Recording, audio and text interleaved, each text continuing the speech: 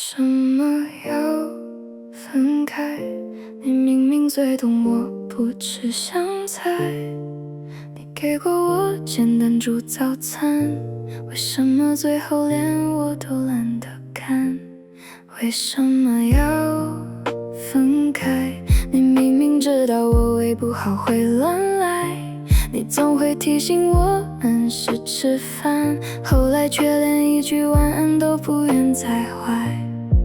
你记得我喝热的，记得我不爱太甜，记得我情绪不好的时候要抱一下才会好一点。你什么都懂，什么都看见，可最后先变冷的人，偏偏也是你那边。为什么要分开？你明明最懂我的习惯，你给过我那么多温暖，为什么最后都变得那么简单？为什么要分开？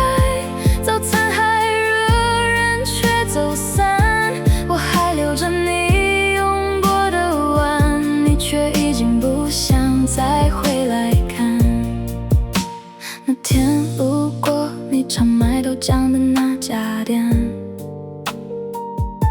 老板还笑着问我今天怎么没和你一起出现。我说你忙，说的好像很自然，可转过身那一下，眼泪还是掉得很难看。桌上的筷子还正上放着，你的位置空着，像你从没来过。我试着把碗洗了，把味道都冲淡了，可心里那顿饭还是没吃完呢。为什么要分开？你明明最懂我的习惯，你给过我那么多温暖，为什么最后都变得那么简单？厨房都安静的难看，你明明来过我的生活，怎么走的时候一点声响都不坏？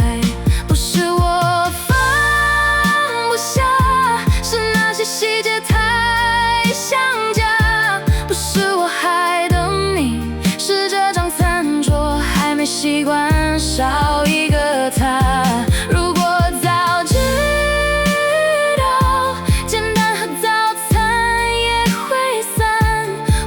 不是就不会把你当成往后每一个平凡。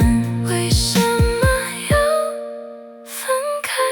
你明明最懂我不吃香菜，你给过我简单煮早餐，为什么最后连我都懒得看？